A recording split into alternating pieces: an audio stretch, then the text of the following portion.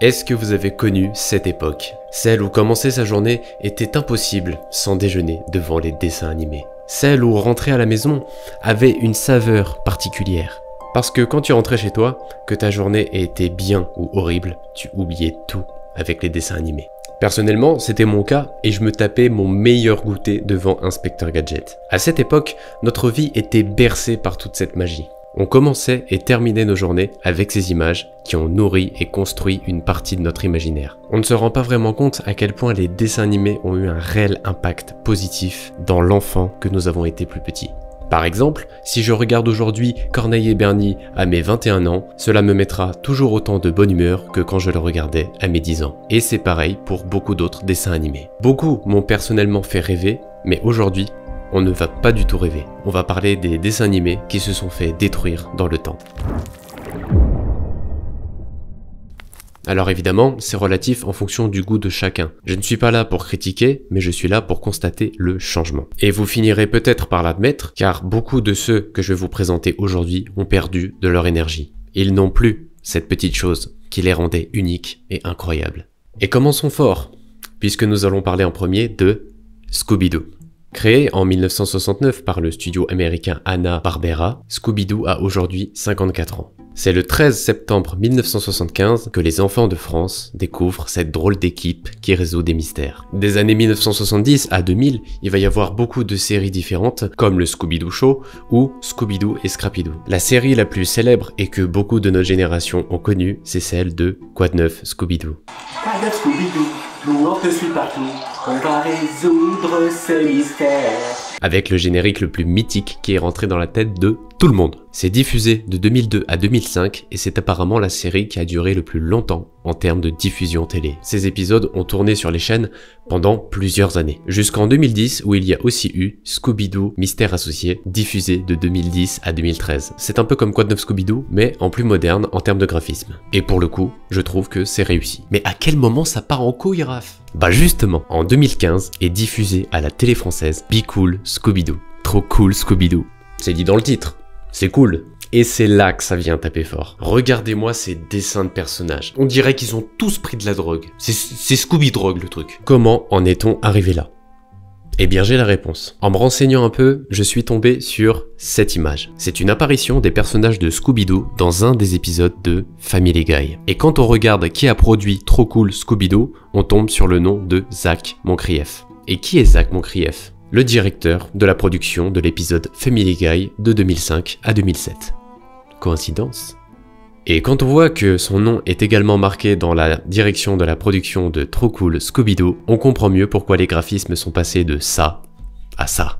Le mec, entre deux dessins, il a dû se dire « Hé Gérard, faut les rendre plus cool !» Quand tu as connu ce dessin animé-là depuis tout petit, et que c'est l'un des meilleurs du monde, et qu'aujourd'hui tu vois qu'il ressemble à ça fait mal au cœur. Mais après ça, heureusement, ils sont revenus sur les graphismes que l'on connaît tous. Ce sont les meilleurs graphismes du monde, faut pas que ça change. De 2019 à aujourd'hui, on retrouve Scooby-Doo et compagnie, et c'est mieux et plus moderne. Oui, cela n'a plus le même goût que dans les années 2000, mais on est plutôt pas mal. Et maintenant les amis, il est temps de parler d'un autre dessin animé. Parlons de Inspecteur Gadget. Yo, yo, Inspecteur Gadget. Et là qui va là, Inspecteur Gadget. Et là ça va pas, ouh. Et effectivement, ça ne va pas aller. Vous allez voir pourquoi. L'histoire du plus célèbre des cyberpoliciers qui, avec ses gadgets, ses erreurs et sa naïveté, finit toujours par résoudre n'importe quelle enquête, quoi qu'il arrive. Grâce à l'aide secrète de sa nièce Sophie et de son chien Fino. Ça rappelle des souvenirs. Et sans compter le fameux méchant, toujours de dos, avec son fameux chat. C'est en 1983 que notre inspecteur préféré est créé de la main de Bruno Bianchi et accompagné de Andy Hayward et Jean Chalopin. Voilà les trois prénoms derrière l'existence de ces personnages. Le 4 décembre 1982, Inspecteur Gadget traverse la mer pour arriver en France. Voir un inspecteur qui résout des crimes, c'est cool. Mais voir un inspecteur robot qui sort des dizaines de gadgets avec une fille et un petit chien, c'est encore plus cool. La série et ses saisons ont été diffusées et rediffusées de nombreuses fois depuis sa création, avec quelques séries dérivées entre-temps. Mais c'est en 2015 que le drame frappe notre inspecteur. Une nouvelle série apparaît. Elle se veut prometteuse, avec des personnages qui ont grandi, un nouveau récit et même d'autres personnages qui apparaissent. Préparez-vous, le visuel de la série ressemble désormais à ça. Ça là, juste là. On est passé de ça à ça en 2015. Oui, c'est douloureux. On a l'impression d'être trahi. Et j'avais dit, pas de crédit, mais ils ont chié sur toute une génération, et même les précédentes. Toute la magie, l'énergie et l'ambiance que dégageait cette série est totalement partie en fumée. Entièrement refait en 3D, le scénario est aujourd'hui encore plus simple et enfantin. L'inspecteur Gadget que nous avons découvert dans les années 2000, qui faisait rire les plus petits comme les plus grands, a disparu. Aujourd'hui, la série est beaucoup plus destinée à des enfants qui ont entre 3 et 7 ans, et c'est triste qu'on en soit arrivé là. Il y a 10 ans, la trace du dessin, les décors, la façon dont les personnages s'animaient, tout ça les rendait vivants. L'écriture du scénario et le développement de chaque personnage faisaient qu'on s'attachait à eux. Chaque seconde de visionnage était de l'or pur. Actuellement, la 3D a effacé tous ces détails. Tout est devenu lisse et neutre. Les décors sont vides, les personnages sont moins profonds et justifient tout pour que les plus petits comprennent. Tout est donc devenu fade et on retrouve moins ce goût de l'aventure. Disons que ce n'est plus la même aventure que nous avions connue. Et aussi, il y a beaucoup plus de discussions que d'action. Le chemin que les producteurs de la série ont emprunté laisse penser qu'ils ont voulu économiser plus de sous pour que le dessin animé soit plus rentable, laissant ainsi la qualité qui rendait cette série unique sur le côté. Bon, c'est tout pour Inspecteur Gadget. On a parlé de lui, on a parlé de Scooby-Doo, et maintenant, on va parler d'un ancien. C'est l'un des tout premiers souvenirs de dessin animé que j'ai de mon enfance. C'était chez mes grands-parents. À l'époque, il était enregistré dans une cassette. Je la mettais moi-même dans le lecteur, et là, se lançait un épisode de Oui Oui.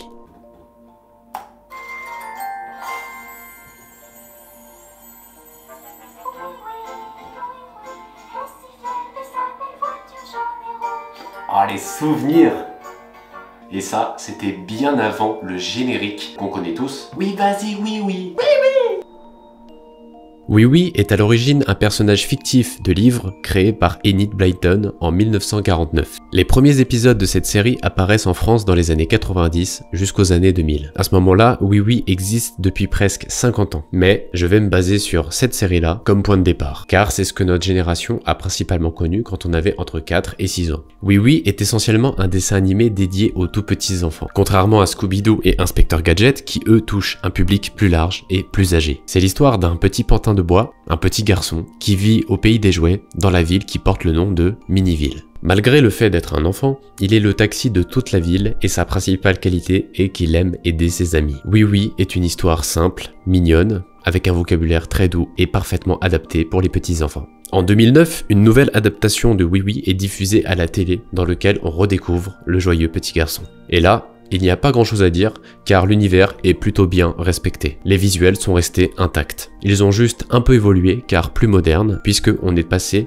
à de l'animation 3D. Comme on a pu le voir avec Inspecteur Gadget, l'animation 3D aujourd'hui a tendance à détruire certains dessins animés. Mais ce n'est pas toujours le cas. Il est aussi possible que tout soit méticuleusement bien adapté et que la 3D apporte plus de valeur si le travail est bien fait. Et c'est bien le cas de Oui Oui en 2009. L'animation à elle seule n'est pas responsable de la dégradation de la qualité d'un dessin animé. Ce qui peut en revanche dégrader la qualité d'un dessin animé, c'est la cohérence visuelle des choix artistiques et le respect de l'univers. Et c'est ce qu'il s'est passé il y a quelques années. En 2015, une nouvelle version de Oui Oui voit le jour. Oui Oui enquête au pays des jouets. Et même si graphiquement c'est beau, cela ne colle pas du tout avec l'univers de base. Voici à quoi Oui Oui ressemble dans cette série. Pour les enfants de 2023, ce n'est pas du tout choquant à voir. Mais pour notre génération, je trouve que c'est littéralement un massacre. Ils ont détruit Oui Oui. Ce qui fait avant tout le charme de Oui Oui ainsi que de son univers, c'est le fait que les personnages qui l'habitent ressemblent et paraissent vraiment comme des jouets à l'image. C'est ça, le vrai Oui Oui.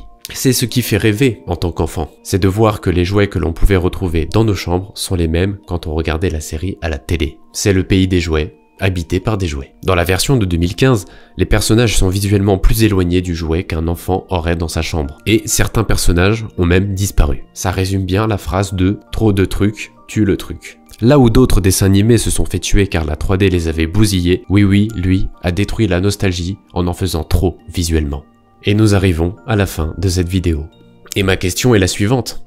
Est-ce que aujourd'hui, les enfants de 2024 rêveront-ils autant quand ils regarderont les dessins animés? Malgré ce constat triste pour l'évolution de certaines franchises, je pense que oui. Beaucoup d'enfants continueront de rêver et c'est ce que je souhaite. À la seule différence près que eux n'auront pas connu les anciennes versions que nous, notre génération, avons pu voir pendant notre enfance. Si les 2010 passent par là, force à vous les gars. Et ils pourront toujours voir sur YouTube les anciennes versions, qui pour notre plus grand bonheur sont toujours disponibles. Mais que choisiront-ils entre une ancienne animation et la même mais en mieux et plus moderne? Nous ne pouvons pas y faire grand chose. Mais ce qu'on peut faire, c'est qu'on peut décider de ne pas oublier et de leur montrer pourquoi les nôtres sont les meilleurs. C'était Agrafeur et on se dit à la prochaine. Bye les amis.